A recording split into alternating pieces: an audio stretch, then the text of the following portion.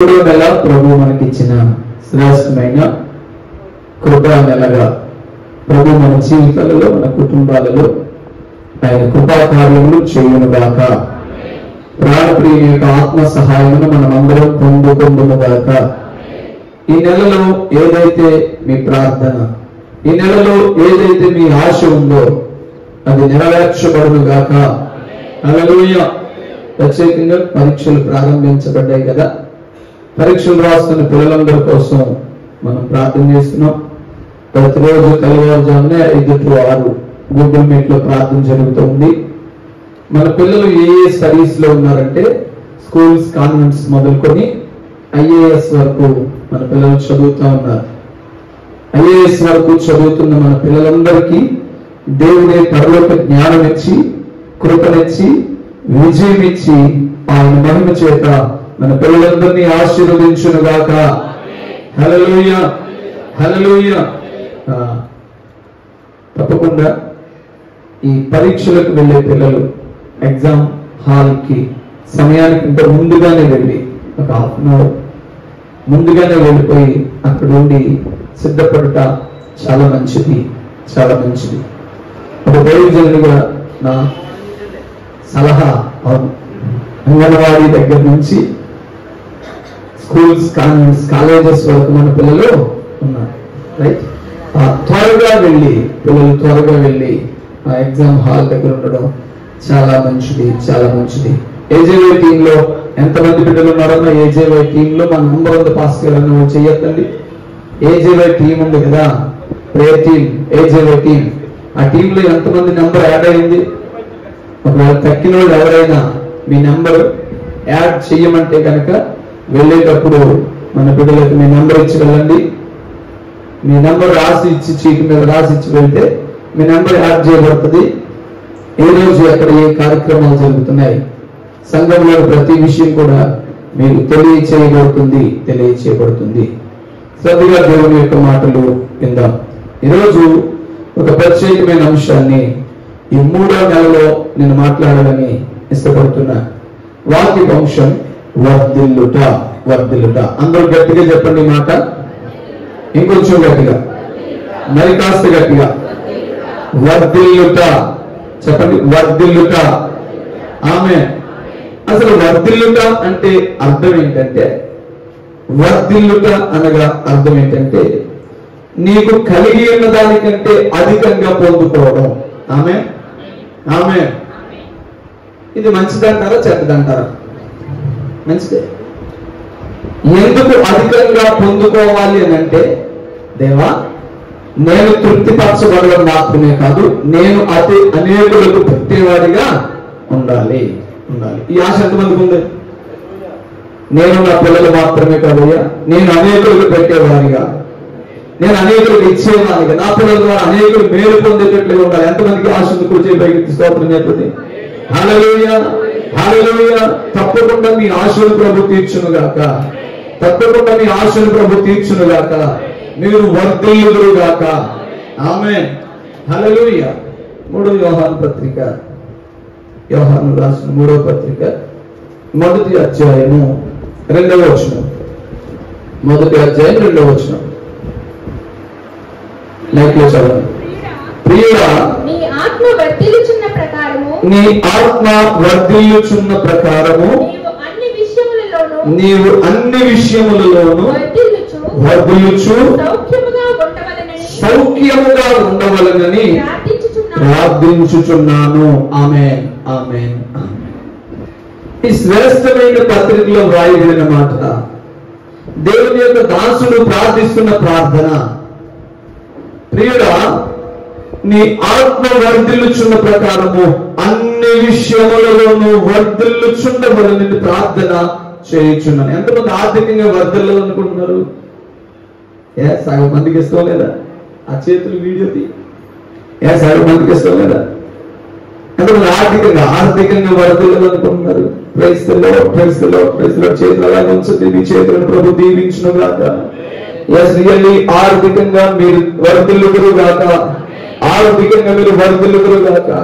ఆమేన్, హల్లెలూయా, హల్లెలూయా. ఆర్థికంగా మీరు వర్ధిల్లుదురుగాక. కుడి చేయి పైకెత్తిన మీ చెయ్యి ఆర్థికంగా దీవించబడును గాక. ఆర్థిక ఆశీర్వాదం అనేది ప్రభు ఇచ్చును గాక. ఈ 3వ నెలలో శ్రేష్టమైన మొట్టమొదటి మాట వర్ధిల్లుట. వర్ధిల్లుటలో ఈ వర్ధిల్లాలి అంటే మనం చేయవలసిన 3 విషయాలు చెప్తారు. ఇది ఎన్నో నెలమ్మా చెప్పండి అందరూ. కొంతమందికి ఇంకా 3 నెలలు రాలేదు. మాకు 3వ నెల ఇంకా ఎంటర్ రాలేదని మేము 2వ నెలలోనే ఉన్నాం అన్నట్లుగా చెప్తున్నారు. పాలకొల్లు నుంచి వచ్చిన మమ్మీ కూడా 3వ నెల, మాకు కూడా చింతలగోళ్ళు, మాకు కూడా, మీకు అందరికీ హల్లెలూయా. మన 3వ నెలలో అడుగు పెట్టించిన ప్రాణప్రియునికి మహిమ కలుగును గాక. ఈ నెలల వెంబడి నెలలు, సంవత్సరాల వెంబడి సంవత్సరాలు జరుగుతూ ఉండగా దేవుని కార్యములు మన ఎడల నూతన పరచబడును గాక. హల్లెలూయా. ఆర్థికంగా వర్ధిల్లాలి. ఆర్థికంగా వర్ధిల్లాలి. ఎందుకు వర్ధిల్లాలి అని అంటే, నేను ముందే చెప్పాను కదా, వర్ధిల్లుట అంటే నీకు సరిపడిన దానికంటే అత్యధికంగా పొందుకోవడమే వర్ధిల్లుట. ఇప్పుడున్నది నీకు సరిపోద్ది. ఇప్పుడున్న పరిస్థితి, ఇప్పుడున్న ఆ ఫైనాన్షియల్ ఆ కెపాసిటీ ఇవన్నీ నీకు సరిపోతాయి. కానీ దేవుడు నీ పక్షమే, నా పక్షమే కోరుకుంటున్న ఒక శ్రేష్టమైన, లేదా దైవజనుడిగా నేను మీ పక్షమే కోరుకుంటున్న ఒక శ్రేష్టమైన కోరిక ఏంటంటే మీరు వర్ధిల్లాలి. అంటే అర్థం ఏంటంటే ఇప్పుడున్న దానికంటే ఇంకా అత్యధికంగా మీరు దీవించబడాలి. గట్టిగా గట్టిగా హల్లెలూయా. వర్ధిల్లాలి అంటే 3 విషయాలు చెయ్యాలి. మొట్టమొదటి విషయం యెహోషువ గ్రంథం 1వ అధ్యాయము 8వ వచనం.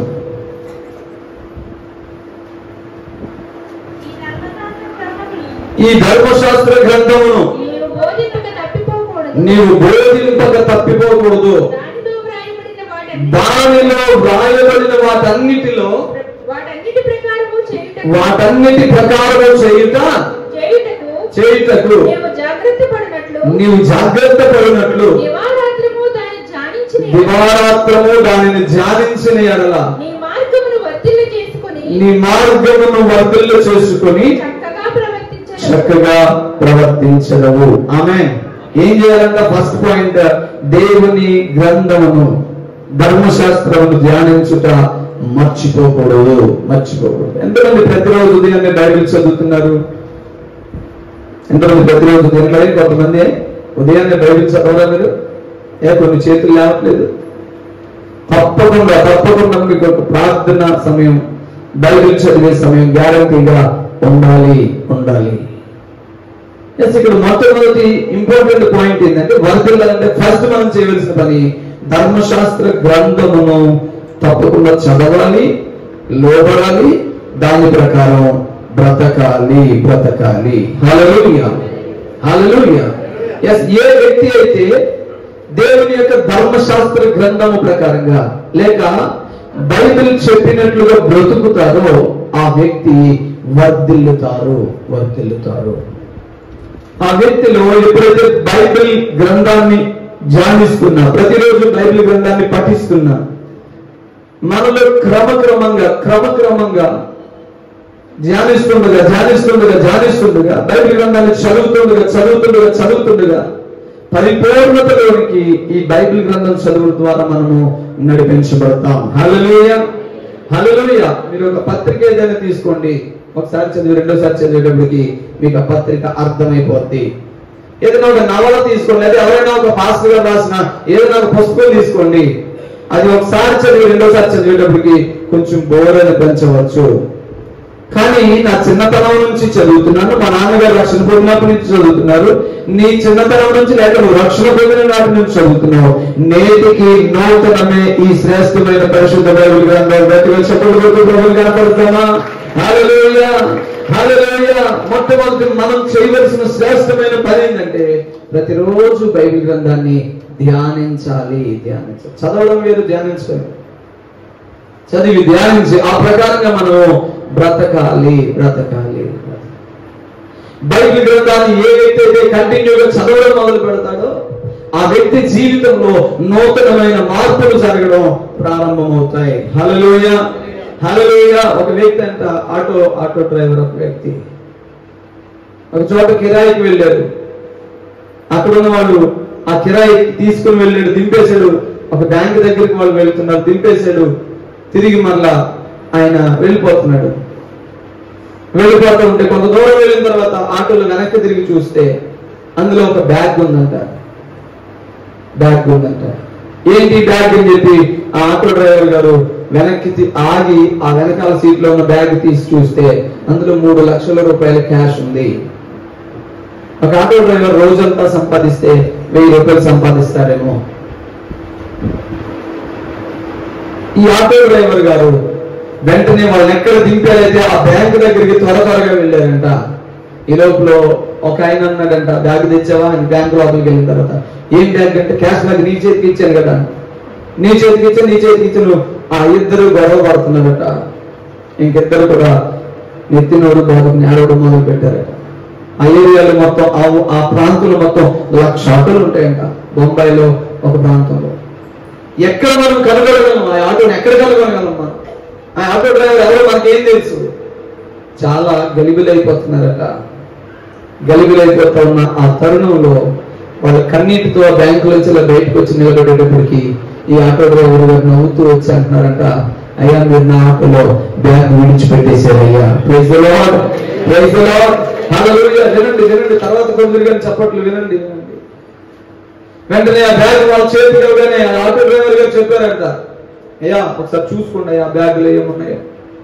నైనా 3 లక్షల రూపాయలు క్యాష్ ఉంది, మా ఆఫీస్కి సంబంధించిన కొన్ని ఫైల్స్ ఉన్నాయి, దాంట్లో అన్ని అలా భద్రంగా ఉన్నాయి బ్యాగ్ లో.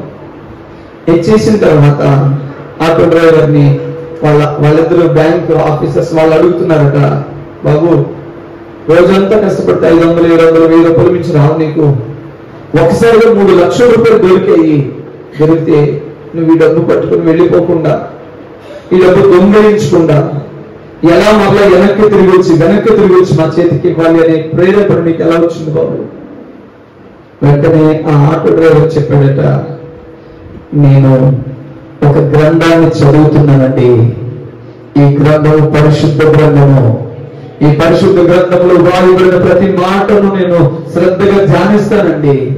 అంతేకాదు నా జీవితంలో ఆ మాటలు ఎలా ఉన్నాయో నేను అలా బ్రతుకుతానండి. హల్లెలూయా. ఈ గ్రంథంలో రాయబడిన మాట, నీవు దొంగిలకూడదు.